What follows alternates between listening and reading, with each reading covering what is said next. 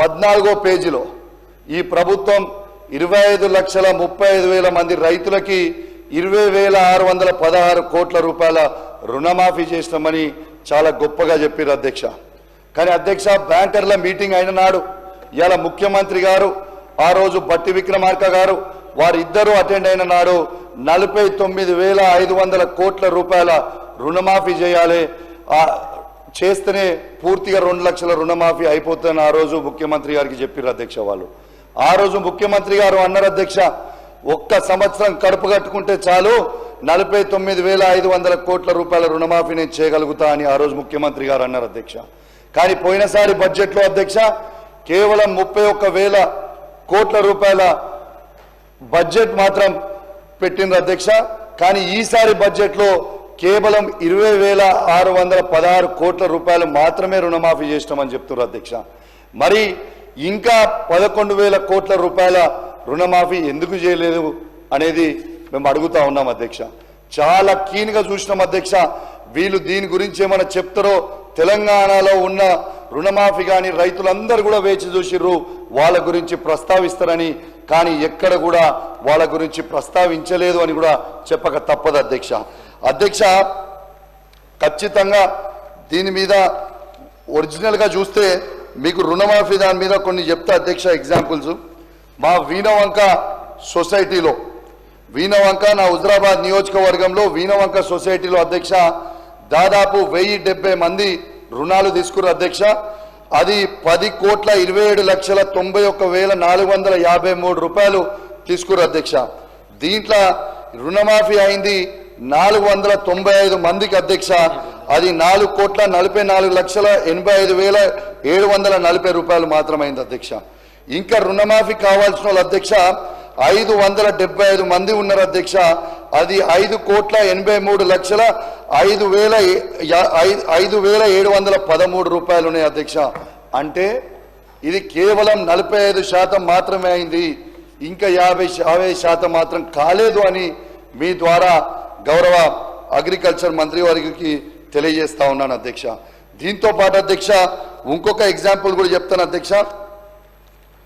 ఈ జూపాక సొసైటీ అధ్యక్ష, మా విజయలత గారు కాంగ్రెస్ పార్టీ మాజీ సర్పంచ్, మాజీ సింగిల్ విండో చైర్మన్ గారు అధ్యక్ష 1,59,000 రూపాయల రుణం తీసుకుంటే తనకి కూడా రుణమాఫీ కాలేదు అని చెప్పక తప్పదు అధ్యక్ష. అదేవిధంగా బీసీ బిడ్డ అధ్యక్ష రాజేందర్ గారు 87,000 రూపాయల రుణమాఫీ అదే సొసైటీలో, జూపాక సొసైటీలో తీసుకుంటే దాన్ని రుణమాఫీ కాలేదు అధ్యక్ష. అదేవిధంగా అధ్యక్ష వీణవంక మండలంలో వల్వాపూర్ గ్రామంలో ఇలా comedy Vijaya wife of Narayana Reddy 70,000 రూపాయలు రుణం తీసుకుంటే రుణం మాఫీ కాలేదు అధ్యక్ష. అదేవిధంగా అధ్యక్ష ఇలా వ్యవసాయ మంత్రి గారు జవాబు చెప్పాల్సిన అవసరం ఉంటుంది అధ్యక్ష.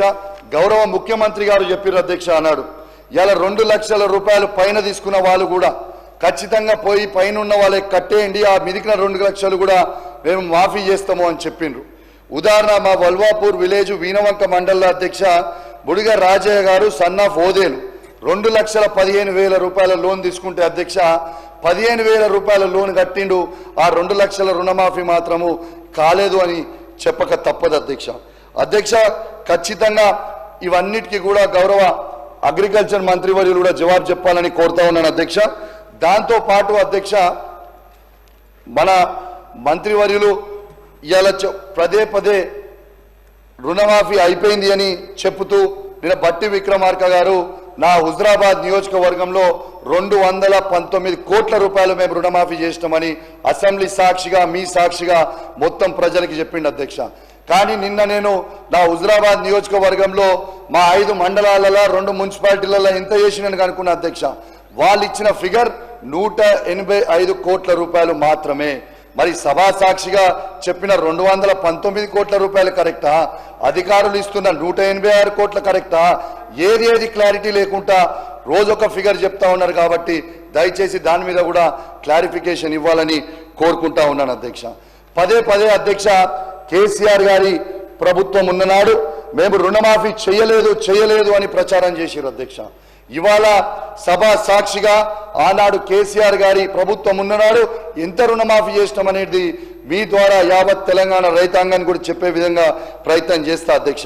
ఇవాళ దాదాపు ఫస్ట్ విడతలో అధ్యక్ష 35,31,000 మంది రైతులకి 16,144 కోట్ల రూపాయల రుణమాఫీ చేసినాం అధ్యక్ష. రెండో విడతలో 22,98,000 మంది రైతులకి 13,000 కోట్ల రుణమాఫీ చేసినాం అధ్యక్ష. ఈ రెండు కలిపితే ఇవాళ కేసీఆర్ గారి హయాంలో 29,114 కోట్ల రుణమాఫీ బాజాప్తు చేసినాం అధ్యక్ష. వీళ్ళు చెప్తున్న 20,616 కోట్ల కంటే మేము కేసీఆర్ గారి ప్రభుత్వం 29,000 కోట్ల 144 చేసిందని ఈ సభ సాక్షిగా నేను చెప్తా ఉన్నాను అధ్యక్ష. మీకేమైనా అభ్యంతరం ఉంటే గౌరవ మంత్రివర్యులు తర్వాత రిప్లైలో చెప్తారు, దాంట్లో మీరు ఇందాం అధ్యక్ష. భారతదేశ చరిత్రలోనే ఒక రైతే స్వయంగా ఒక రైతే ఈ రాష్ట్రానికి ముఖ్యమంత్రి అయితే ఏ విధంగా రైతుకి లాభం అవుతుంది అనేది దీనికి ఉదాహరణనే రైతు బంధు పథకం అధ్యక్ష. ఇలా భారతదేశ చరిత్రలోనే ఎంతో మంది ముఖ్యమంత్రులు ఈ భారతదేశంలో అయినరు, కానీ ఏ ఒక్క ముఖ్యమంత్రి గారికి కూడా ఇలా రైతుకి పెట్టుబడి సాయం చేయాలని ఒక్కరికి కూడా ఆలోచన రాలే అధ్యక్ష. స్వయంగా మన కేసీఆర్ గారే రైతు కాబట్టి, రైతు కష్టాలు కేసీఆర్ గారికి తెలుసు కాబట్టి ఇవాళ ఏ రైతు కూడా ఊర్లో ఉన్న పెద్ద సౌకర్య దగ్గరికి పెట్టుబడి కోసం పోవద్దని, ఊర్లో పెద్ద మనుషుల దగ్గరికి పెట్టుబడి కోసం పోవద్దని ఒక గొప్ప ఆలోచనతోని ఇవాళ రైతు బంధు అనే ఒక పథకాన్ని మొదలుపెట్టి అధ్యక్ష ఇవాళ ఈ తెలంగాణ రాష్ట్రంలోనే 65 లక్షల మంది రైతులకి 73,000 కోట్ల రూపాయలు ఇవాళ స్వయంగా రైతు అకౌంట్లో వేసింది కేసీఆర్ గారి ప్రభుత్వం అని చెప్పక తప్పదు అధ్యక్ష. దీనికోసము ఏ రైతు కూడా ఎక్కడ కూడా ఎంఆర్ఓ దగ్గర దరఖాస్తు పెట్టుకోవాల్సిన అవసరం లేకుండే, ఏ పైరవికార్ దగ్గరికి పోవాల్సిన అవసరం లేకుండే, హైదరాబాద్ సెక్రటేరియట్ లో కేసీఆర్ గారు బటన్ ఒత్తితే టంగ్ టంగ్ టంగ్ టంగ్ అని రైతు అకౌంట్లలో డబ్బులు 73,000 కోట్ల రూపాయలు ఇప్పటి వరకు పడ్డాయని చెప్పక తప్పదు అధ్యక్ష.